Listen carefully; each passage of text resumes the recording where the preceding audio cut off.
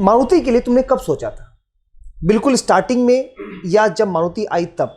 Automobile के बारे में क्या रिव्यू देना चाहो कि बच्चों को यदि पूसा या जीबी पंत में मिलता है तो क्या उनको ऑटोमोबाइल ब्रांच लेना चाहिए या फिर ड्रॉप कर देना चाहिए? डिप्लोमा करते टाइम में जब डिप्लोमा में एडमिशन लेते हैं बच्चे, तो लेने के बाद लगभग 60-70% बच्चों का ऐसा रहता है कि मैं डिप्लोमा में गलत आ गया। तुम्हें भी कभी ऐसा लगा कि? मारुति के इंटरव्यू राउंड के लिए आपने कैसे प्रिपेयर किया? तुमको तो अब एक्सपीरियंस हो गया है। इंटरव्यू में बच्चे जब जाते हैं तो उनका ड्रेसिंग सेंस क्या होना चाहिए? अपने जूनियर्स को क्या रिकमेंड करोगे कि उसको बीटेक करना चाहिए या फिर उसको प्लेसमेंट लेना चाहिए? इंटरव्यू में तुम्हें कोई लैंग्वेज बैरियर लगा कि मुझे इंग्लिश बोलना चाहिए, हिंदी बोलना चाहिए? मारुति का कैसा एक्सपीरियंस रहा आपका? तुम अपने करियर को किस तरह से अब आगे बढ़ाना चाहते हो? 5 फेवरेट सब्जेक्ट बताइए। तो आपने कौन से 5 सब्जेक्ट चूज किए थे? टेक्निकल से कौन कौन सब्जेक्ट से क्वेश्चन पूछे गए थे?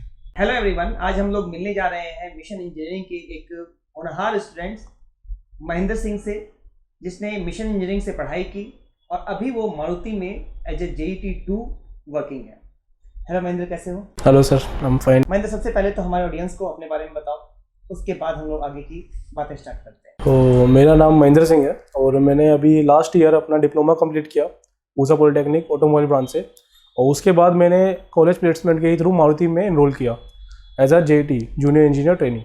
तो अभी मेरा सेकंड ईयर है, उसमें JET एज ज्वाइन करने में जो जर्नी रही है उसमें सबसे बड़ा पार्ट मैं जो मानता हूँ वो कहीं ना कहीं जो हेल्पफुल पॉइंट था मेरा, वो मिशन इंजीनियरिंग का उसमें काफ़ी बड़ा एक रोल था। जो मैं मानता हूँ कि लाइक मुझे वो जो गाइडेंस मिली, जो एक रात पहले मुझे वो सारी चीज़ें बताई गई कि किन चीज़ का मेरे को ध्यान रखना है, किस चीज़ को किस वे में करना है, किन टॉपिक्स को प्रिपेयर करना है, वो प्रॉपर एक जो गाइडलाइन या रोड मैप जो हमको चाहिए होता है वो मुझे प्रॉपर पूरा प्रोवाइड हुआ, जिसकी वजह से मतलब मैं मानता हूँ कि यार वो नहीं होता शायद मैं आज मारुति में नहीं बैठा होता। तो ये है कुछ भी तो फिलहाल मेरा ऐसा। हम बिल्कुल स्टार्टिंग से बातें करें तो डिप्लोमा में एंट्री करने का क्या रीजन था? Sir, being a middle class guy, जो एक मिडिल क्लास फैमिली से बिलोंग करता है, हर कोई यही सोचता है कि यार लाइफ में सेटल होना है, जल्दी सेटल होना है और अच्छी जगह सेटल होना है, ताकि हम अपनी जो ख्वाहिशें हैं या फिर जो ज़रूरतें हैं उनको टाइमली और अच्छे से पूरा कर सके। एक मिडिल ना राइट पाथ, मतलब जो पाथ से भटके ना। तो उसमें सबसे बड़ी जो एक हमारे लिए ऑब्स्टिकल बनता है कि हम क्या चूज़ एज अ करियर आगे करेंगे अपनी लाइफ में। अगर मैं मानता हूँ कि जो मेरा चल रहा था ट्रैक रिकॉर्ड की, लाइक 10th के बाद मैंने 12th में इनरोल कर लिया था, मैं तैयारी कर चुका था, एडमिशन्स ले चुका था, बुक्स वगैरह सारी चीज़ें मेरी, मतलब 11th में मैंने अपना 11th-12th करने का पूरा सेटअप बैठा लिया था कि मेरे को भाई 11th-12th करनी है। उसके बाद जैसे सारे जा रहे हैं JEE के थ्रू, फिर बीटेक करेंगे, बीटेक के बाद नौकरी करेंगे। उसी बीच बट बाय लक कि मेरा दोस्त था, उसके भाई ने डिप्लोमा कर रखा था, उसने मुझे सजेस्ट किया कि यार ये भी रूट है जिसके थ्रू हम सही जगह सही टाइम से एक अच्छे लेवल पे पहुंच सकते हैं, जहाँ पे ना तो कोई कंपटीशन है, वहाँ पे प्रैक्टिकलिटी पे ज़्यादा फोकस किया जाता है ऑन रिकॉर्ड लर्निंग के एज़ कम्पेयर टू लाइक सिर्फ आपकी डिग्री से ज़्यादा आपको प्रैक्टिकल बनाया जाएगा कि आप अपने उस स्किल सेट को यूज़ करके अपना कहीं पे फिक्स हो सके। तो वहाँ से मेरे को गाइडेंस मिली, फिर उसने मुझे पूरा बताया कि भाई ऐसे फॉर्म निकलते हैं, ऐसे करते हैं। तो फॉर्म निकले, उसके बाद फिर हमने उसमें किया। तो बट अच्छी बात है कि फिर मुझे उसमें पूछा, मेरे को जो मैं चाहता था कि मेरा एक था कि अगर मैं करूँगा डिप्लोमा तो एक ही जगह से करूँगा, पूसा से, क्योंकि जो भी मेरा रिव्यू था यही मिला था कि आप पूसा से ही करना, अगर करना तो, नहीं तो उसकी वो वैल्यू नहीं है या फिर तुम्हें वो ऑप्शंस नहीं मिलेंगे, आगे करियर पाथ नहीं मिलेगा, कि फिर तुम थोड़ा भटकोगे। तो ऑटोमोबाइल और प्लस जब मेरे को पूसा मिला तो उसमें मैंने ऑटोमोबाइल के लिए भी चूज़ किया था। जो मेरी जो सिलेक्शन थी वो ये थी कि ऑटोमोबाइल, मैकेनिकल, इलेक्ट्रिकल। मैं ऑटोमोबाइल के बारे में ज़्यादा जानता नहीं था, बट हाँ मैकेनिकल के बारे में मुझे नॉलेज थी थोड़ी बहुत कि हाँ इसमें ये काम होगा, किससे रिलेटेड होगा। वहाँ से फिर मेरे को जब एनरोलमेंट हुई तो मेरी पहली कट ऑफ में मेरा ऑटोमोबाइल में नाम आया विद पूसा। तो मतलब मैंने उस वहीं पे फिक्स कर दिया, मैंने कोई सेकंड थॉट नहीं लाया मन में कि यार ये करना है वो करना। वहीं से मैंने अपना पूरा पाथ चेंज करके डिप्लोमा पे लिया है। उसके बाद जो 3 साल की जो मेरी लर्निंग्स रही, जो एक्सपीरियंस रहे, वो वंडरफुल थे। जो मैंने वहाँ पे सीखा प्रैक्टिकल चीज़ें, जो मिशन इंजीनियरिंग की तरफ से मेरी बैक हैंड पे हेल्प रही काफ़ी ज़्यादा, उसने मुझे बहुत सपोर्ट किया अपने आगे के करियर को चूज़ करने में। और फिर जैसे कि आगे मैंने मारुति के लिए इनरोल किया, उसमें जो मुझे गाइडेंस मिली, फिर उससे पहले ही मैं बीटेक के लिए प्रिपेयर कर रहा था अपने आप को कि यार डिप्लोमा के बाद बीटेक करते हैं। सजेशन की सब लोग कर रहे थे, तो मुझे लगा शायद यही ठीक रहेगा, कि उस टाइम पे कुछ बात समझ नहीं आ रहा था, कोई अच्छी कंपनी नहीं आ रही थी, पैकेजेस जो आ रही थी उनके पैकेजेस बहुत कम थे, तो वो सेटिस्फैक्शन नहीं मिल रहा था कि क्या करना चाहिए, अगर इतने में चले जाएंगे तो आगे लाइफ में क्या ही करेंगे, भटकते रह जाएंगे। तो ये सारी चीज़ें सोच के फिर लगा चलो बीटेक के लिए। जब बीटेक करने गए तो वहाँ पे फिर सर से एकदम मतलब वो मुलाकात हुई एक रिलेशनशिप इस्टेब्लिश हुई सर से ज़्यादा एक भाई करके, कि मतलब मेरे कोई सीनियर्स हैं, मेरा बड़े भाई हैं जो मुझे गाइड कर रहे हैं, वो चीज़ वो मिली ना, तो उसकी वजह से थोड़ा और बेटर मोटिवेशन मिली जिसने मुझे गाइड किया, और मतलब आज मैं मारुति में बैठा हूँ उसी वजह से। तो कभी डिप्लोमा करते टाइम में, जब डिप्लोमा में एडमिशन लेते हैं बच्चे, तो लेने के बाद लगभग 60-70% बच्चों का ऐसा रहता है कि मैं डिप्लोमा में गलत आ गया। तुम्हें भी कभी ऐसा लगा कि? मतलब सर मैं तो यही कहूँगा, मतलब अगर सच्चाई कहे तो 100 में अगर 100 दिन उसको ऐसे लेके चलते हैं डिप्लोमा गए थे, तो 90 दिन तो मुझे यही फीलिंग आई कि यार गलत आ गया, शायद बीटेक कर लेनी चाहिए थी, 12th कर लेनी चाहिए थी, मारुति में होगा कि नहीं होगा। कि मतलब मेरा प्राइम गोल यही था कि मतलब जो मैंने फीडबैक्स लिए थे लोगों से, उन्होंने कहा कि यार जा रहे तो मारुति आती है उसमें ऑटोमोबाइल में, उसके लिए पूरा 100% ट्राई करना, वो मिल गई तो सेट है, नहीं तो वो फिर आपका मतलब ऐसा ही है कि आप एवरेज बन के रह जाओगे। तो वो फीलिंग तो आती थी, बट विद टाइम एक्सपीरियंस के साथ लोगों से जो इंटरेक्शंस हुए, जो नॉलेज मिली, समझ में आया, क्या क्लैरिटी हुई कि हाँ नहीं ऑप्शंस है मेरे पास, मैं गलत नहीं हूँ, आई थिंक सही ट्रैक पे ही हूँ, कि भीड़ का हिस्सा बनने से अच्छा है आपको चाहे एक अलग पाथ चुनो, उसको समझो, और अगर आपको अर्ली एज पे या फिर मतलब पहले अगर आपको कोई चीज़ समझ आ जाए कि यार हाँ इस मेरे को ये काम करना है, और आपने वो लाइन चूज़ कर ली, तो आई थिंक आप उसमें सक्सेस कर सकते हैं। तो वो चीज़ थी, फिर मुझे बाद में रियलाइजेशन मेरी थोड़ा पर्सपेक्टिव चेंज हुआ डिप्लोमा को लेके। तो तुम्हें क्या लगता है कि अभी 10th वाले बच्चे को डिप्लोमा की तरफ जाना चाहिए या फिर 12th की तरफ जाना चाहिए? अब इसमें मेरी 2 राय है जो मैं देना चाहूँगा। ये देखो सर, सबका बैकग्राउंड डिफरेंट होता है, सब डिफरेंट फैमिली से बिलोंग करते हैं, सबके डिफरेंट फाइनेंशियल कंडीशंस होते हैं, जो कि मेरे ख्याल से सबको समझना चाहिए। अगर आप उनको समझ रहे हैं तो वो बहुत ज़रूरी है और अच्छी बात भी है, आपके लिए भी, आपकी फैमिली के लिए भी और आपकी ग्रोथ के लिए भी। किसी ऐसी चीज़ को कर लेना, अब मैं ये नहीं कह रहा कि आप कर नहीं सकते, आपकी फैमिली सपोर्ट नहीं करेगी, करेगी, बट उन कंडीशंस में आप कैपेबल हो उस चीज़ को करने के, वो आप पे डिपेंड करता है। शायद मैं नहीं था, इसीलिए मैंने उसको चूज़ किया, और मैं आगे भी ये लोगों को सजेस्ट करूँगा कि डिप्लोमा को एज अ करियर वो चूज़ कर सकते हैं, बहुत अच्छा और बेटर ऑप्शन है।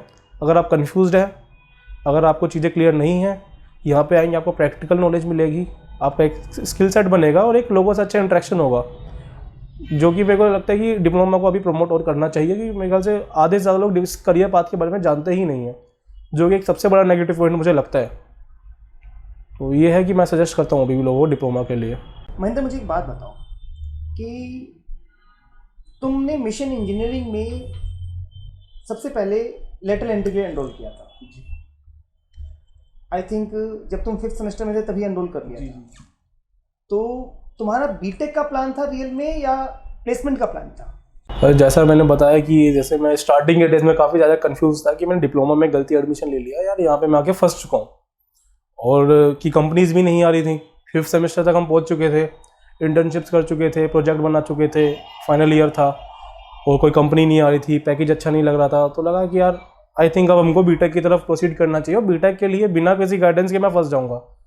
जो लर्निंग चाहिए बीटेक के लिए, आई थिंक एक डिफरेंट माइंडसेट चाहिए। मैं सबको यही प्रेफर करता हूँ कि यार अगर तो वो डिपेंड करता है परसेंट टू परसेंट, मेरा तो यही मानना है कि आपको एक गाइडेंस की रिक्वायरमेंट होती है, और वो मिल जाए तो आई थिंक जहाँ आप 50% भी दोगे तो ऑटोमेटिकली 100% बन जाएगा।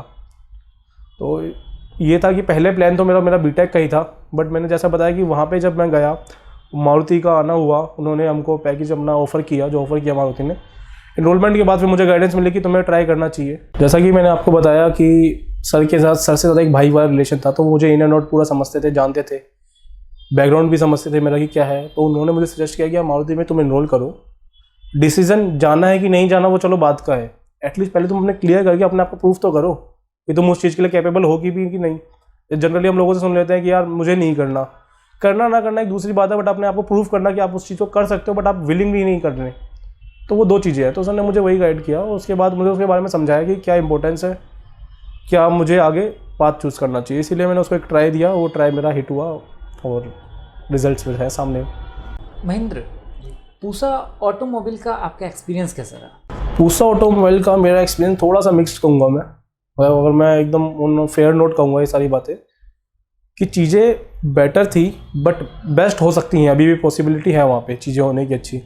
जैसे कि हमारे टाइम पे एक ट्रांसफ़र चल रहा था कि चीज़ों का, जैसे हम बीटी से, हम लोगों ने जो हमारी डिग्री है वो बीटी सर्टिफाइड है, जो हमारे बाद वाला बैच आया वो DSEU करके उनका रिकग्निशन है। तो इस वजह से थोड़ा चीज़ों में बदलाव चल रहा था, जिस वजह से शायद हमने थोड़ा सा सफ़र किया, जो मुझे लगता है, जो हम एक डेवलपमेंट के बीच में कहीं ना कहीं फंस गए। एक होता है अंडर डेवलप्ड और एक होता है डेवलप्ड, तो हम वो एक बीच फेज़ में थोड़ा फंस गए थे। बट हाँ, लेकिन उसके बाद भी हमारी जो प्रैक्टिकल क्लासेस थी, थियोरेटिकल क्लासेस थी, वो काफ़ी अच्छे से हुई। और जो टीचर का जो इंटरेक्शन था वो भी काफ़ी अच्छा और सपोर्टिव था। जैसे हमको वहाँ से भी काफ़ी, जैसे Hyundai के साथ हमारा कॉलेज का एक कोलैबोरेशन था, जिसकी वजह से हमको 3 दिन का वहाँ पे ट्रेनिंग भी करवाई गई थी उनके ऑफिशियल प्लांट में। तो उससे भी काफ़ी हमको हेल्प रही थी कि यार आगे क्या क्या चीज़ें हैं, क्या क्या हम कर सकते हैं, और मतलब डिसाइड करने के लिए उसने बहुत हेल्प किया था। कुछ बच्चों का डाउट रहता है कि सर मैकेनिकल के बारे में तो हम जानते हैं, जैसे तुमने भी बोला सर मैं मैकेनिकल और इलेक्ट्रिकल के बारे में बहुत अच्छे से जानता था, लेकिन ऑटोमोबाइल के बारे में नहीं जानता था। ऑटोमोबाइल के बारे में क्या रिव्यू देना चाहोगे कि बच्चों को यदि पूसा या जीबी पंत में मिलता है तो क्या उनको ऑटोमोबाइल ब्रांच लेना चाहिए या फिर ड्रॉप कर देना चाहिए? मतलब इसमें 2 चीज़ें हैं। जैसे कि अगर आपका इंटरेस्ट है, जैसे मैंने जब इनरोल किया था तो मुझे भी ऐसी 2 तरीके के लोग मिले थे। कुछ जिनका बहुत इंटरेस्ट था उसमें, जो विलिंगली आए हैं, CSIT जैसे ब्रांचेस को छोड़ के आए हैं। और कुछ था कि यार मैकेनिकल के बाद ऑप्शन नहीं था तो ये मिल गया, वो हिट एंड ट्राई कर रहे थे, लाइक मेरी तरह ही। बट अभी के टाइम पे मैं ये कहूँगा, मैं सजेस्ट करूँगा 100%। एक मतलब बहुत अच्छी इंडस्ट्री है। अगर आप उसमें अपना एक फोकस माइंडसेट लेकर चलोगे, आपको किस लाइन में, किस स्ट्रीम में आगे बढ़ना है, मैं उसमें यही कहूँगा कि ना ये लाइन बहुत अच्छी है, बस आपको फोकस रहना है कि आपको किस उसमें जाना है। आपको प्रोडक्शन में जाना है, क्वालिटी वाइज जाना है, या डेवलपमेंट फेज़ में जाना है, या कोई रिसर्च में जाना है। क्योंकि अभी जैसे EV हमारा बूस्ट कर रहा है, CNG हाइब्रिड बूस्ट कर रहे हैं, पेट्रोल इंजन भी काफ़ी मतलब हमारे ऑल टाइम ट्रेंड पे तो चलते ही हैं, और ऑल ओवर इंटरनेशनल इसकी काफ़ी ज़्यादा रिक्वायरमेंट है, और जो कि आगे भी चलती रहेगी। तो इसलिए मैं तो सजेस्ट करता हूँ इस चीज़ को। तुम्हारा पूसा में फ्रेंड सर्कल कैसा रहा? सर फ्रेंड सर्कल तो मतलब जैसे एक मेमोरेबल चीज़ है, जो कि बहुत बढ़िया था, प्यारा था, और एकदम मतलब उसमें बहुत सारी मेमोरीज है हमारी। हर तरीके के लोग थे। मेरा सर्कल था, हम 7-8 लोगों का सर्कल था, जिसमें से आधे लोग तो बीटेक के लिए गए, मतलब, और बाकी के आधे लोग जॉब लाइन में गए। और उन आधों में से हम 8 बच्चों में से हम 4 बच्चे आज मारुति में हैं, उसी एक फ्रेंड सर्कल में से। तो मतलब कहीं ना कहीं मुझे लगता है फ्रेंड सर्कल का भी एक अच्छा मेरे पास एक कॉन्फिडेंस कह लो, मोटिवेशन कह लो, या एक उनकी तरफ से हेल्पिंग नेचर, या जो भी एक इनडायरेक्टली भी एक तरह पॉजिटिविटी मिली, गाइडेंस मिली, जिसने हेल्प किया। क्योंकि कहीं ना कहीं किसी ग्रुप से अगर 4 बंदे एक ही जगह पे जा रहे हैं और कहीं ना कहीं वो जगह भी अच्छी है, तो मैं उस ग्रुप को सही मानता हूँ, गलत ग्रुप नहीं मानता। और एक अनीस रहमानी है जी, वो भी उसी ग्रुप का पार्ट थे सर। और जिसने IPO के अंदर झंडे गाड़ दिए थे। जी, तो ये सारा एक ही ग्रुप के लोग हैं जो अपने अपने मेरे ख्याल से लाइन में काफ़ी अच्छा अचीव कर रहे हैं। कि जैसे बताया कि उन 8 में से एक 5वां अनिश भी था, जिसने IPO में आपने बताया कि एक काफ़ी अच्छी रैंक अचीव करी, और एक अच्छा वो अपना आगे डिग्री प्रोसीड कर रहा है। और मुझे उससे मतलब पूरी उम्मीदें हैं कि वो आगे भी बहुत अच्छा स्कोर करेगा और अपना नाम बनाएगा। मुझे एक चीज़ याद आ गई, तुम जब आए थे लेटरल एंट्री के लिए तो तुम्हारे बाल बहुत लंबे लंबे थे, उसके लिए किससे मोटिवेशन मिली थी? मतलब बालों का तो थोड़ा ऐसा था कि मतलब मैं स्टार्टिंग से थोड़ा सा मोटा रहा हूँ, और थोड़ा सा लोगों ने मुझे सजेस्ट भी किया तुमको शायद लंबे बाल अच्छे लगेंगे। तुम दिखते भी वैसे ही हो। हाँ बिल्कुल, धोनी लाइक पर्सनालिटी। मेरे लिए थोड़ा पहले ही ऐसा है कि किसी ने मुझे ऐसा बोला है। हाँ, ये है कि मतलब एक शौक था करने का, तो उसमें कॉलेज लाइफ से अच्छा क्या ही टाइम होगा इस चीज़ को एक्सपीरियंस करने का। मन था, ट्राई किया, रिव्यू अच्छे मिले तो उसको कैरी फॉरवर्ड किया आगे लुक को। मतलब उससे मेरे को एक अलग लोगों से फीडबैक्स मिले, एक अलग इंटरेक्शन था, एक अलग एक्सपीरियंस था। इसलिए मैं भी लोगों को सजेस्ट करता हूँ कि लुक चेंज करते रहना चाहिए, और इससे आपको ना एक अलग नज़रिया मिलता है दुनिया के बारे में और अपने बारे में भी, जिससे आप और ज़्यादा एक्सप्लोर कर पाते हो। इसलिए मैं टाइम टू टाइम ट्राई करता हूँ कि कुछ लुक चेंज करूँ। आगे भी मेरा कुछ है कि यार ऐसा लुक करेंगे, वैसा करेंगे, जिससे आप ना थोड़ा सा इंगेज रहते हो एक्टिविटी में और अपने आप को लेफ्ट आउट फील नहीं करते कि यार ठीक है, आप अपने आप में भी तो कुछ एंजॉय ढूंढो, वो चीज़ है। मारुति का कैसा एक्सपीरियंस रहा आपका? सर मारुति तो मतलब एक रोलर कोस्टर है सर, सीरियसली कह रहा हूँ। मारुति का जो एक्सपीरियंस है ना, मतलब कभी अप जा रहा है, कभी डाउन जा रहा है, कभी एकदम थ्रिल है, कभी फन है। लर्निंग्स तो दबा के हैं, आप जितना सीख सको उतना सीख सकते हो, आपके ऊपर है। आप मतलब मैं मारुति को ऐसा कहूँगा, जो वहाँ पे लर्निंग्स मुझे मिल रही हैं, मुझे लगता है वो आगे आपको ना कहता है कि प्रेशर भी है, ये डिनाई नहीं करूँगा मैं, प्रेशर नहीं है, बट मेरे ख्याल से प्रेशर जब तक हम पे आएगा नहीं, हम उस दबाव में नहीं जिएंगे, तो शायद हम कोयले से हीरे भी नहीं बन पाएंगे। क्योंकि मारुति से निकले लोगों ने काफ़ी कुछ किया भी है, और जो मारुति में है वो आज भी बहुत कुछ अच्छा अचीव कर रहे हैं, अच्छा काम कर रहे हैं। मारुति का तो थोड़ा मेरा मिक्स रहा है, लेकिन अच्छा रहा है अभी तक, काफ़ी पॉजिटिव रहा है, काफ़ी कुछ सीखने को मिला है, और सीनियर्स भी काफ़ी कोऑपरेटिव हैं, समझाते हैं। और प्लस सबसे बड़ा एक सपोर्ट मेरे लिए क्या रहा है कि मैं मिशन इंजीनियरिंग का स्टूडेंट हूँ, तो मेरे पास एक उनकी एक PR है, कहीं ना कहीं पर्सनल सपोर्ट, जो मुझे आगे बहुत हेल्प करता है इस चीज़ में, जहाँ मेरा मोरल डाउन होता है मुझे सपोर्ट करने के लिए। महेंद्र, मैं अब इंटरव्यू की तरफ मूव ऑन करता हूँ, जो कि आने वाली जनरेशन के लिए बहुत ही मोटिवेटिंग होती हैं बातें, उनको बहुत सीखने को मिलता है, इसलिए मैं उस तरफ जाना चाहता हूँ थोड़ा। मारुति के लिए तुमने कब सोचा था? बिल्कुल स्टार्टिंग में या जब मारुति आई तब? सर जब मारुति में जो इंटरव्यू वाली जो मेरी प्रिपरेशन थी ना, वो मतलब मैंने कभी उसके लिए कभी प्रिपरेशन ही नहीं करी थी कि मतलब मुझे ये था ही नहीं कि यार मैं वहाँ तक पहुँचूंगा भी कि नहीं, वो हमेशा मैं डाउट में रहा। तो मतलब ये था कि यार चलो अभी जो चल रहा है मैं उस पर फोकस करता हूँ, अभी टेस्ट है तो टेस्ट पे फोकस किया, इंटरव्यू है तो इंटरव्यू पे फोकस किया। और इंटरव्यू वाली कहानी जैसे सर ने बताई कि मतलब बहुत ही स्पेशल थी कहीं ना कहीं मेरे लिए, कि जब एग्ज़ाम की जो हमारा रिज़ल्ट आया था हमारा पेपर टेस्ट का, उसमें मतलब जो उसके लिस्ट आने के 2 दिन बाद ही मेरा इंटरव्यू था। तो as compare to other student मेरे पास उसके लिए प्रिपरेशन का कोई टाइम नहीं था। मैं एकदम कंफ्यूज था, ब्लैकआउट था, क्या करना है कैसे करना है, मुझे कुछ नहीं पता था कि आज से पहले मैंने कभी इंटरव्यू ही नहीं दिया था, ना मैंने कोई जॉब करी थी, ना मैंने कोई इंटरव्यू दिया था, मतलब मैंने कुछ किया ही नहीं था। तो उसके लिए मतलब मैं एकदम न्यू था और उस टाइम पे मैं कहीं ना कहीं थोड़ा होपलेस भी हो गया था, यार कैसे करेंगे, क्या करना चाहिए, क्या नहीं करना चाहिए। तो वो ट्रांजिशंस के लिए मतलब मैं मिशन इंजीनियरिंग को ही वो कहूँगा कि यार उन लोगों ने मतलब जो सर की तरफ से मतलब भैया की तरफ से जो गाइडेंस मिली वो बेस्ट थी। उन्होंने मतलब उस दिन मेरे पास, मैंने उनको फ़ोन किया, सर ऐसे ऐसे बात हुई है, मेरा नाम आ गया है, मुझे समझ नहीं आ रहा क्या करना है कैसे करना है।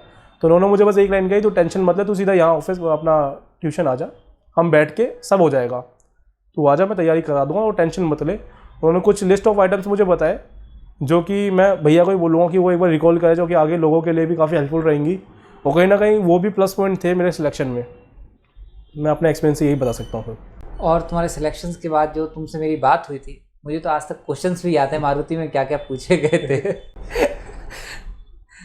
तो वो कुछ क्वेश्चंस जो मारुति में मेरे से इंटरव्यू में पूछे गए थे, मतलब मैं भी उनके लिए प्रिपेयर्ड नहीं था। राइट, मुझे आज भी याद है कि क्लासरूम के अंदर जब तुमको बैठाया और आई थिंक लास्ट 2-3 दिन थे हमारे पास और इम्पॉर्टेंट सेक्शंस के ऊपर हम लोग चल रहे थे और बोर्ड के ऊपर अराउंड आई थिंक 50 क्वेश्चंस के आसपास नोट डाउन कर दिए थे टॉपिक्स के ऊपर।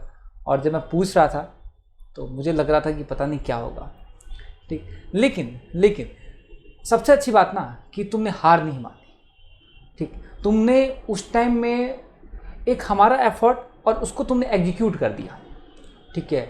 इंटरव्यू राउंड के अंदर कैसे सब कुछ बोलना है, उसके बाद टेक्निकल भी, मतलब 2 दिन को ना तुमने 6 महीने में कन्वर्ट कर दिया था, मुझे ऐसा लगता है। मतलब सर वो 2 दिन तो क्या ही थे, मतलब वो एक रात थी और अगले दिन की सुबह थी, एक ही दिन बचा था हमारे पास, रात को बात हुई। मतलब मैं कहूँगा ना कि 0 से लेकर 100 तक मुझे क्या करना है, कैसे करना है, सारी चीज़ें बताई गई। यहाँ तक कि मुझे कैसे अपने आप को वहाँ पे इंट्रोड्यूस करना है, वो पूरा जो एक हमको बताया गया कि किन किन चीज़ों को कवर करते हैं। जैसे कि सर का एक्सपीरियंस काफ़ी मतलब बहुत ज़्यादा अच्छा और काफ़ी पुराना रहा है। सर ने काफ़ी सारे स्टूडेंट्स को ट्रेन किया है जो कि आज मारुति में ही हैं और भी मल्टीपल कंपनीज़ में अच्छे पोजीशंस पे हैं। तो मतलब कि अपने आप को कैसे अपना इंट्रोडक्शन देना है, अपना प्रीव्यू कैसे देना है, जो कौन से मेन क्वेश्चंस हैं, मतलब सबसे बड़ा रोल तो मैं उसका ही कहूँगा कि जो एक रात पहले हम लोगों ने यहाँ पे रात को पढ़ा था, जो इंपॉर्टेंट टॉपिक्स हमको बताए गए थे, उसमें से ही 2 क्वेश्चन में से वहाँ पे पूछे गए थे। जैसा कि अब अगर रात को आप कोई चीज़ पढ़ोगे तो इतना भी जल्दी हम भूल नहीं जाएंगे कि उसे हम कल बता ना पाए, तो वो मेरे लिए बहुत हेल्पफुल रहे। प्लस कुछ मैकेनिकल थियोरेटिकल क्वेश्चन थे, कुछ पर्सनल क्वेश्चन थे जो वहाँ पे पूछे गए, कुछ ऐसे पब्लिक क्वेश्चन थे, जैसे पॉलिटिक्स के रिगार्डिंग भी मेरे से वहाँ पे क्वेश्चंस पूछे गए, जिसके लिए मैं बिल्कुल भी प्रिपेयर्ड नहीं था। मतलब मैंने इमेजिन भी नहीं किया था कुछ ऐसा पूछ लिया जाएगा। तो वो चीज़ थी और मतलब उसमें मज़ा भी आया और उसका रिजल्ट भी काफ़ी अच्छा निकल के आया। कहते हैं ना कि सक्सेस मिल जाती है तो कहानी बन जाती है। ये सही बात है सर। मैं जानना चाहूँगा कि तुमको तब एक्सपीरियंस हो गया है, इंटरव्यू में बच्चे जब जाते हैं तो उनका ड्रेसिंग सेंस क्या होना चाहिए? सर ड्रेसिंग सेंस को लेकर तो मैं यही कहूँगा कि सर अपना ड्रेसिंग जितना सिंपल, सडल और बेसिक और जो फॉर्मल होता है ना, आप उसको कैरी करेंगे तो वो एक बहुत अच्छा इम्पैक्ट डालेगा। जैसे ड्रेसिंग सेंस में जो मैंने अपना नॉर्मल वियर किया था, एक plain full sleeve shirt, white shirt, black trouser और नीचे अपने formal shoes with a tie, यही मेरा बेसिक था। और कुछ एक्स्ट्रा ऑर्डिनरी नहीं कि लाइक मैं ब्लेजर्स डाल रहा हूँ या कुछ शाइनी या कोई अलग कलर, मैंने कुछ ऐसा हिट एंड ट्राई नहीं फॉलो किया। जो हमारा बेसिक चला आ रहा है और जो कहीं ना कहीं प्रूवन भी है कि यार उससे एक अच्छा इम्पैक्ट पड़ता है, आपकी पर्सनैलिटी थोड़ी और निकल के आती है। तो मैंने वही सारी चीज़ें बेसिक फॉलो करी और मेरे ख्याल से इस पे एक यही बेसिक गाइडलाइंस या इनको अगर हम पकड़ के चले तो ज़्यादा इन पर टाइम वेस्ट करने वाली चीज़ें हैं नहीं, कि अगर आप इन चीज़ों पे ज़्यादा ध्यान दोगे तो मेरे ख्याल से थ्योरेटिकल जो क्वेश्चन है उस पर भी प्रैक्टिस करना बहुत ज़रूरी है, कि आपको अपने आप को रिप्रेजेंट कैसे करके, ये तो हो गई आपकी मतलब आउटर कि आप कैसे दिखते हो, या इंसान आपको 1 मिनट के लिए देखेगा, लेकिन बाकी चीज़ों से वो आपको जज कब करेगा, जब आप बात उससे करोगे। वो आपकी नॉलेज को परखेगा, आपको परखेगा, आप उसके सवालों के क्या जवाब दोगे, वो उनसे आपको एनालाइज करेगा कि यार ये किस टाइप का पर्सन है। आउटर अपीयरेंस कुछ देर तक आपकी सीमित रहती है, वो कहीं ना कहीं वो भी बहुत इंपॉर्टेंट है। इसीलिए मैं दोबारा रिपीट कर दूँगा कि सिंपल, सडल और जो बेसिक्स हैं बस उनको पकड़ के चलिए, उससे ज़्यादा आपको उस पर मेहनत और टाइम वेस्ट करने की ज़रूरत नहीं है। मारुति के इंटरव्यू राउंड के लिए आपने कैसे प्रिपेयर किया? तो मारुति के इंटरव्यू राउंड के लिए तो पहली बात मैंने ज़्यादा बताया कि मेरे पास टाइम ही नहीं था। वो एक मतलब कि मेरे को 7 तारीख को मेरे को न्यूज़ मिली कि भाई हमारा रिजल्ट आ चुका है, और 9 तारीख से इंटरव्यू स्टार्ट थे। उस 9 तारीख में ही मेरा नाम था, 9 तारीख से 15 तारीख तक वो इंटरव्यू चलने थे, तो सबसे फर्स्ट डेट पे ही मेरा इंटरव्यू था। तो उसको लेके मैं नर्वस था, और मतलब मेरे पास एक ही दिन था, तो इसमें मुझे अपने आप को मतलब ड्रेसिंग सेंस में भी अपने आप को पूरा वो करना था कंप्लीट, कि मेरे पास चीज़ें नहीं थी ऐसा कि जैसे कॉलेज लाइफ में थे, कभी प्लान ही नहीं किया था कि एकदम ऐसा मुझे इंटरव्यू देना पड़ेगा। अभी यही चल रहा था कि ठीक है रिजल्ट आएगा, प्लान करेंगे, तैयारी होगी और कर लेंगे अपना जैसा करना है। बट मैंने बताया कि मेरे पास टाइम ही नहीं था। तो जैसा भैया ने बताया कि यार ये चीज़ें चाहिए होती हैं, तो मैंने देखा कि मेरे पास वो सारी कुछ भी नहीं था उसमें से। तो वो मैंने शर्ट पैंट टाई सारी चीज़ें उसी रात खरीदी, जूते तक मैंने मतलब उसी दिन खरीदे हैं, और कहीं ना कहीं मुझे लगता है वो सारी चीज़ें वर्थ इट गई हैं, उसमें से कुछ भी वेस्ट नहीं हुआ। तो कहीं ना वो मेमोरेबल आइटम्स में से आज वो मेरे। अच्छा मुझे एक बात बताओ, इंटरव्यू में तुम्हें कोई लैंग्वेज बैरियर लगा कि मुझे इंग्लिश बोलना चाहिए, हिंदी बोलना चाहिए? तो इस चीज़ को लेके मैं स्टार्टिंग से एंड तक कंफ्यूज रहा था कि क्या करना चाहिए। जैसा कि मेरा जो एक्सपीरियंस था, जब मैं अंदर गया, मैं अपना पूरा प्रिपेयर होके गया था, और अंदर से जब मुझे कुछ आवाज़ें आई कि लगा यार, मतलब मैं जब इंटरव्यू रूम के बाहर बैठा था मैं बड़ा कंफ्यूज था उस चीज़ को लेके। मैं वहाँ तक कंफ्यूज था कि क्या करूँ। मैं प्रिपरेशन अपनी पूरी इंग्लिश ही करके गया था कि यार मैं अपना इंग्लिश में दूंगा, अच्छा एक इंप्रेशन पड़ेगा।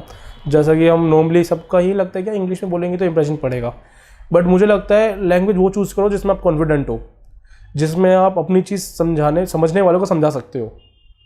आप अपनी एक फ्लुएंसी आप ख़राब नहीं करोगे, आप बिना अटके बिना रुके एक कंफर्टेबल वे में बोल पाओगे। उस लैंग्वेज को चूज़ करना ज़्यादा बेटर है, मतलब कि एज़ कम्पेयर टू आप कंफ्यूज हो रहे हो या वैसे हो रहे हो। क्योंकि जब मेरा इंटरव्यू हुआ था तब मैंने अपना इंग्लिश से स्टार्ट किया था, बट कहीं पे आगे मैं अटक गया था एक चीज़ पे, और वहाँ मुझे लगा कि शायद टाइम ख़राब करने से अच्छा है कॉन्फिडेंट रहना, और अपना जो जिस भी लैंग्वेज में हम कंफर्टेबल हैं उस लैंग्वेज में आगे प्रोसीड करना। क्योंकि हमारे आगे भी जो सामने जो बैठे हैं वो उस चीज़ को अच्छे से जानते हैं, और अपने आप को ऐसा आप जितना ज़्यादा प्रेशराइज करेंगे ना कि ऐसा हो जाए वैसा हो जाए, उससे I think result he very करेगा और कुछ नहीं होगा।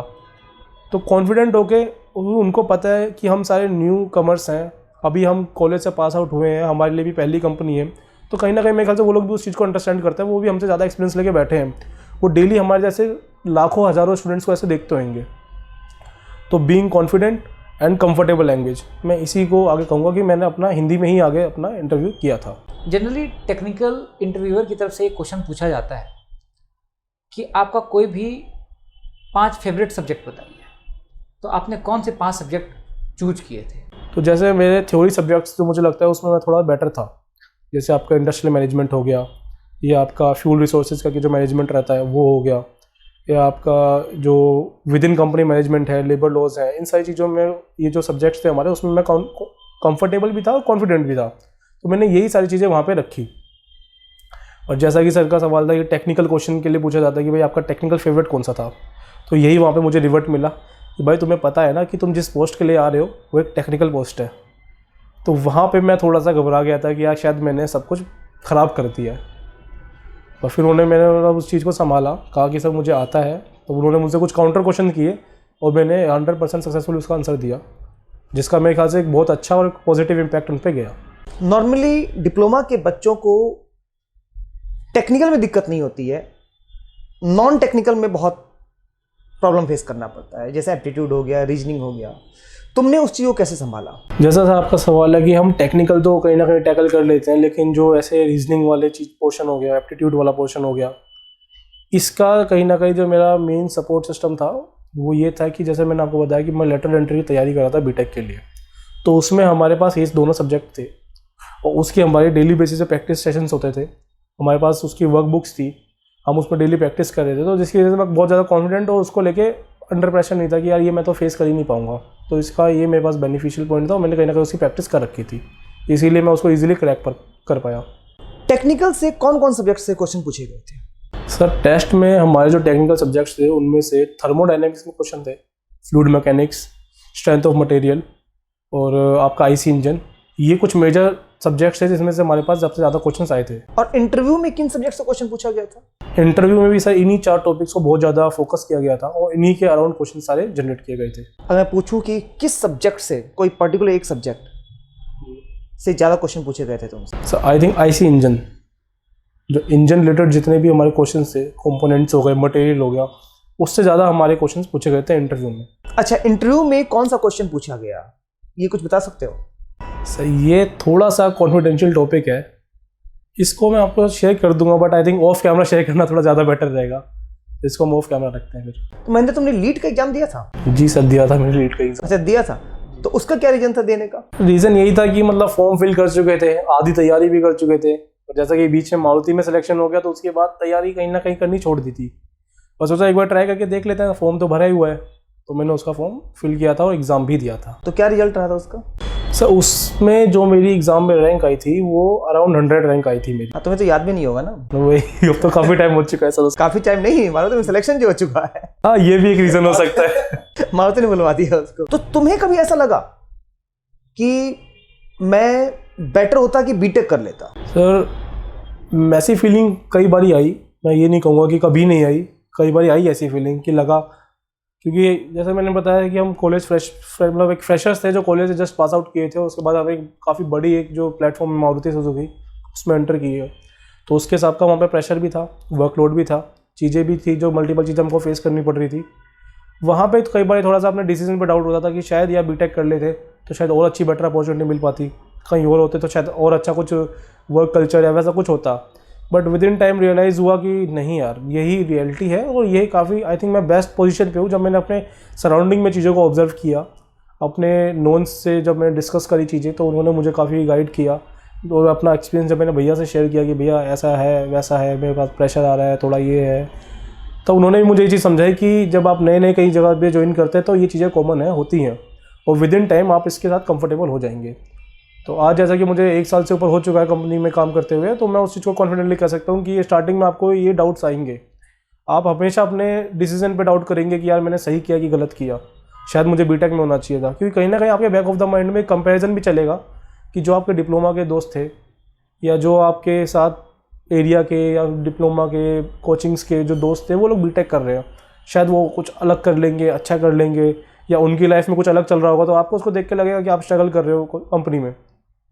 बट जैसा मैंने बताया कि विद इन टाइम आपको सारी चीज़ों का आंसर अपने आप ही मिल जाएगा, और टाइम के साथ आप उसके साथ कंफर्टेबल होते चले जाएंगे। महेंद्र, मेरे दिमाग में एक बात और चल रही है कि तुम्हारा एक क्लोज फ्रेंड अनिस DTU में 9th रैंक और IPU में 69th रैंक, मतलब कहीं ना कहीं तो इंटेलिजेंट था वो बच्चा।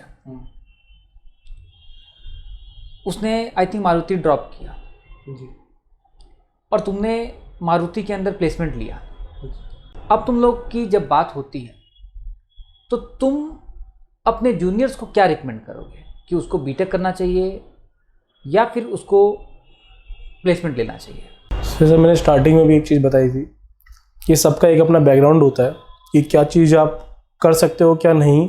मैं ये नहीं कह रहा कि आप अंडर कैपेबल हो उस चीज़ को नहीं कर सकते, मैं वही लाइन रिपीट कर रहा हूँ कि आप क्या कर सकते हो क्या नहीं आपको पता है, और आप उस किस कंडीशन में हो वो भी आपको पता है कि आप उसमें कितना फोकस कर पाएंगे, कितना काम कर पाएंगे। तो जो मुझे लगता है कि आई थिंक मेरे जो सराउंडिंग थी, जो मेरी लाइफ चल रही थी जिस हिसाब से, उस हिसाब से बेस्ट डिसीजन यही था कि मैं मारुति ज्वाइन कर लूँ, और आनिश के लिए बेस्ट डिसीजन वही था कि वो बीटेक में एनरोल कर ले, क्योंकि दोनों को क्लैरिटी हो चुकी थी एक टाइम पे आके कि दोनों को आगे लाइफ में करना क्या है। मुझे जॉब करनी थी, ऑन फील्ड एक्सपीरियंस चाहिए था, चीज़ें प्रैक्टिकली करते हुए लर्निंग चाहिए थी, मैकेनिकल लाइन में थोड़ा इंटरेस्ट था तो मैं उसकी तरफ प्रोसीड किया। बट जैसा कि आनिश भी मेरे साथ ही, मेरा जो ग्रुप था कॉलेज ग्रुप उसमें था, तो हमारा इंटरेक्शन रेगुलर था, तो उसको जो हमने डिस्कस करी थी चीज़ कि कॉलेज में कभी आके हमको डिप्लोमा में ये लगा हो कि यार हम गलत आ गए, तो ये फीलिंग हम दोनों को ही आती थी। बट मुझे आती थी कि यार शायद मैं वो लेवल अचीव नहीं कर पा रहा जो मुझे करना चाहिए, लेकिन उसे आती थी कि शायद वो गलत जगह आ गया। जैसा कि उसने बीटेक में जाने के बाद अपनी लाइन चेंज करके सीएस में उसने आगे अपना प्रोसीड किया। वही इन द एंड वही मैटर करता है कि आपको चीज़ों की क्लैरिटी कितनी है, आपका जो चीज़ें चल रही हैं कि आपको कि आगे करना क्या है, जॉब आपके लिए कितनी ज़रूरी है, वो लर्निंग्स आपको इम्पोर्टेंट है, तो आपको आई थिंक करना चाहिए। और रही बात अगर आपको मारुति अच्छे लेवल पे और अच्छे प्लेटफॉर्म पे और अर्ली मिल रही है तो मुझे नहीं लगता आपको कोई चांस वो मिस करना चाहिए, उसको ट्राई देकर देखना चाहिए। महेंद्र, अगर मैं मारुति को गवर्नमेंट जॉब से कंपेयर करूं तो तुम्हारा क्या कहना है? सर इसका मैं एक अलग तरीके से रिप्लाई देना चाहूँगा। जैसे मेरे काफ़ी नोन लोग हैं जो गवर्नमेंट जॉब भी कर रहे हैं, मैं बस यही कहूँगा कि आप मारुति में आइए और करके देखिए, आप खुद जान जाएंगे। और मैं मारुति को ही ऑप्ट करूँगा क्योंकि कुछ चीज़ें हैं जो मैं यहाँ पे डिस्क्लोज नहीं कर सकता, but opt for Maruti in short. Because मैंने भी एक लिस्ट बनाया और उसमें टोटल 10 पॉइंट्स डाले, for this for this for this for this, और उसमें मुझे सिर्फ और सिर्फ एक ही पॉइंट ऐसा लगा जो कि गवर्नमेंट जॉब सुपीरियर लग रही थी मुझे। और वो पॉइंट क्या था? हमारी सोसाइटी की मेंटेलिटी। सोसाइटी की मेंटेलिटी सिर्फ और सिर्फ ऐसी है कि गवर्नमेंट जॉब मिल गई तो सब कुछ मिल गया, और मारुति एक प्राइवेट जॉब लगती है। बट मैं अगर बात करूं जॉब सिक्योरिटी की तो गवर्नमेंट जॉब से कम नहीं। और एक बहुत बड़ी बात जो मुझे लगी कि गवर्नमेंट जॉब में कहीं भी ट्रांसफ़र हो सकता है। अगर सेंट्रल गवर्नमेंट की जॉब है तो मतलब कहाँ भेज देगा नहीं पता, ठीक है, वो साउथ में भेजेगा या आसाम में भेजेगा, मेघालय में भेजेगा, डोंट नो। बट मारुति में ये है कि अगर कोई बच्चा दिल्ली एनसीआर के आसपास का है तो मतलब उसके लिए तो बहुत बड़ा सेफ जोन है। सच में सर ये चीज़ तो है। और मैं बात करूं at the time of retirement तो जितना गवर्नमेंट देती है मुझे लगता है कि उससे ज़्यादा मारुति दे देती है। डेफिनेटली। और बच्चों के पॉइंट ऑफ व्यू से भी मतलब बहुत सारी चीज़ें हैं जो मुझे मारुति बहुत अच्छी लगी। जैसा कि मैंने कहा कि ऑप्ट फॉर मारुति, कुछ चीज़ें हैं कॉन्फिडेंशियल है जो मैं यहाँ नहीं बता सकता, पर्क्स एंड कॉन्स दोनों चीज़ों के होते हैं कि हर चीज़ का होता है कुछ ना कुछ प्लस माइनस। बट मुझे जो पर्सनली लगा कि I think as compare to government job आपको यहाँ पे एक एक्सपीरियंस भी मिलेगा, एडवेंचर भी है, आपके लिए काफ़ी चीज़ें ओपन भी है, बहुत सारी पोजीशंस ऐसी है जहाँ पे आप बहुत सारी चीज़ें एक्सप्लोर कर सकेंगे, और शायद आपको आपकी ड्रीम जॉब भी मिल जाए, क्या पता मारुति में आके। मेरा एक्सपीरियंस तो काफ़ी अच्छा रहा अभी। तो जो फाइनल ईयर के बच्चे हैं उन लोगों को कैसे प्रिपेयर करना चाहिए? फाइनल ईयर के बच्चों को मैं यही सजेशन दूंगा कि थियोरेटिकल भी इम्पोर्टेंट है। ऐसा ना हो कि आप इंटरव्यू में जो 10 क्वेश्चंस आप कहीं इधर उधर सुन के यार ये ऐसा पूछेंगे वैसा पूछेंगे, ऐसा कुछ वो अलग नहीं पूछते, थियोरेटिकल से ही पूछते हैं। बाकी कुछ रीजनिंग के बेसिक क्वेश्चंस है। सिंपल सी बात है कि आप किस चीज़ के लिए प्रिपेयर कर रहे हैं, आप पहले उसको समझिए। आप किस कंपनी के लिए प्रिपेयर कर रहे हैं उसका बैकग्राउंड समझिए। कि कंपनी के बारे में भी कई क्वेश्चंस पूछे जाते हैं। क्वेश्चन मैं शेयर नहीं कर सकता, वो एक अलग चीज़ है, बट मैं आपको बस एक हिंट दे सकता हूँ कि कंपनी के बारे में भी क्वेश्चन पूछे जाते हैं। आप भले ही मारुति नहीं किसी और भी कंपनी के लिए कहीं कहीं जाएंगे तो आप कंपनी को पहले समझिए, कंपनी है क्या, वो करती क्या है, उसका प्रोडक्ट क्या है, उनका काम क्या है, वर्किंग कल्चर क्या है। आपको सारी चीज़ें ढूंढने पर सब पता लग जाएंगी। तो कंपनी के बारे में समझिए, उसके बाद आप उसमें बढ़ सकते हैं। और कहीं ना कहीं और इन सारी चीज़ों के लिए आपको एक पॉइंट है जो वहाँ पे आपको सारी चीज़ें मिल जाएंगी, आई थिंक मिशन इंजीनियरिंग। आप एक बार आप आएंगे ना तो आपको लीड मारुति सब चीज़ों के लिए क्लैरिटी प्लस एश्योरिटी भी कहीं ना कहीं मिल जाती है कि यार आपके हार्डवर्क पर तो चीज़ें डिपेंड करती हैं, बट उनके एंड से कोई आपको कभी कमी नहीं लगेगी और आपको जो चीज़ आप चाहते हैं वो एंड गोल आपको मिल जाएगा। महेंद्र, मुझे एक और बात बताओ, तुम अपने करियर को किस तरह से अब आगे बढ़ाना चाहते हो? मतलब कि आगे बीटेक भी करने का प्लान है साथ साथ में, या फिर सेम इसी पोजीशन पर रहते हुए और प्रमोशन लेने का प्लान है? तब मेरा पर्सनल प्लान तो यही है कि अपने आप को कभी लर्निंग से मतलब रेस्ट्रिक्ट मत करो कि आप अपने आप को रोक के रखो। लर्निंग कंटिन्यू करना चाहिए, इसलिए मैं बीटेक आगे प्रोसीड करूँगा। और शायद हो सकता है बीटेक के बाद मैं आगे एमटेक या एमबीए के लिए भी प्रोसीड करूँ, कि मेरे फ्यूचर प्लान्स हैं विद इन कंपनी ग्रोथ के लिए भी, प्लस अपने पर्सनल पीओवी के लिए भी। आपको क्योंकि काफ़ी ज़्यादा एक्सपोजर मिल जाएगा इन चीज़ें करने से, वो आपके बेटरमेंट के लिए भी अच्छी रहेंगी ये चीज़। तो मैं तो कहीं ना कहीं पर्सनली रिकमेंड करूँगा कि आपको आगे फर्दर स्टडीज़ के लिए जाना चाहिए विद जॉब। महेंद्र, आने वाले बच्चों को तुम क्या गाइड करना चाहोगे? सर गाइडेंस के तौर पे तो देखो मेरा भी इतना वास्ट एक्सपीरियंस रहा नहीं है, शायद मैं उतना कैपेबल भी नहीं हूँ कि मैं शायद जो मेरी गाइडेंस वो एकदम राइट जाए। बट जितना मेरा एक्सपीरियंस रहा है, जितना अभी तक मैंने चीज़ों को फेस किया, डील किया है, मैं यही कहूँगा कि सब घबराते हैं, सब डाउट करते हैं, बट घबराहट में कोई भी ऐसा कदम मत उठाओ कि जिससे आपको बाद में वो गिल्ट लगे कि यार ये क्यों कर दिया, वो क्यों कर दिया, ऐसा नहीं होना चाहिए, वैसा नहीं होना चाहिए। चीज़ों को टाइम दो, विद टाइम आप थोड़ा सा रियलाइज़ करोगे, समझोगे। उसके बाद भी अगर आपको वही इंट्यूशंस आ रहे हैं कि यार नहीं शायद वही ठीक था, तो फिर आप उस पर एक्शन लो। लेकिन चीज़ों को पहले टाइम दो, समझो, चाहे वेदर वो आपकी स्टडी हो, जॉब हो, कुछ भी हो। मैं ये ओवरऑल चीज़ों को इसमें काउंट करता हूँ। तो टाइम देने से ही और समझने से ही चीज़ें आपको क्लियर होंगी। और अगर कोई एक बार में चीज़ आपको क्लियर हो गई तो उसे स्टिक करके रहो और अपना आगे तक उसको लेके चलो। आई थिंक आप उसमें कहीं ना कहीं अचीवमेंट हासिल कर लोगे, जो मुझे अभी तक समझ में आया। बाकी बेटर गाइडेंस के लिए तो मिशन इंजीनियरिंग टीम आपके पास हमेशा अवेलेबल है, भैया का साथ है, वो करा देंगे आपकी नैया पार। इन द लास्ट, अगर मैं तुम्हें बोलना चाहूँ कि मिशन इंजीनियरिंग को एक लाइन में डिफाइन करो, मतलब ऑल इन वन। मैं बस यही कहूँगा, ऑल इन वन में आपका भैया से लेके सर तक, इंजीनियरिंग से लेके लाइफ तक, जॉब से लेके डिग्री तक, सब चीज़ों का सॉल्यूशन कहीं ना कहीं आपको मिल जाएगा।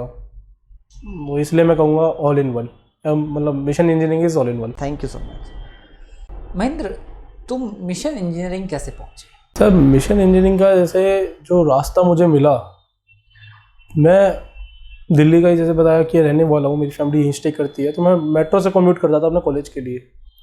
जब मेट्रो से हम सारे दोस्त निकलते थे ना, तो सब साथ में दोस्त हैं, तो हम जनरली सीट में ना बैठ कर खड़े होकर अपना ट्रैवल करते थे, क्योंकि सुबह सुबह ट्रैफिक मतलब इतना जब रश होता है ना, तो सीट मिलती भी नहीं है। उसका एक रीज़न ये भी है। तो उस टाइम जब हम खिड़की के पास खड़े होते तो हमको एक बोर्ड दिखाई देता था, mission engineering for BTech and lead. वहाँ से ये नाम मेरे दिमाग में कहीं ना कहीं स्टोर हो गया कि यार ऐसा कुछ है, ऐसा कुछ है। साल 2 साल तो वो निकल गए, 2 साल तक मैंने उस पर कभी ध्यान नहीं दिया। बट जब मुझे लगा कि यार शायद अब मैं कहीं ना कहीं फंस जाऊंगा अगर इसका नहीं लिया, तब मैंने थोड़ा सा इसके बारे में पता किया, रिसर्च किया, और 1-2 लोग भी मुझे मिले जिन्होंने मुझे इसके बारे में अच्छा फीडबैक दिया। फिर मैंने विज़िट करी और डायरेक्ट मतलब भैया से ही मेरा इंटरेक्शन हुआ। उन्होंने मतलब उनसे बात करने के बाद मुझे काफ़ी एक क्लैरिटी और अपना एक कॉन्फिडेंस आया कि यार ये गलत जगह नहीं है, यहाँ आऊँगा तो कहीं ना कहीं शायद सही, मतलब एंड गोल जो है या फिर जहाँ भी पहुँचूँगा वो सही ही होगा। तो कुछ होता भी है तो फिर भैया है संभालने के लिए। ये था। मेरे प्यारे बच्चों, Mission Engineering is always available for you, either for polytechnic, BTech, lateral entry और campus placement. Either you are the student of Mission Engineering और नॉट। अगर आपको कभी भी जरूरत पड़ती है तो मिशन इंजीनियरिंग आपके साथ हमेशा खड़ा है। Thank you sir.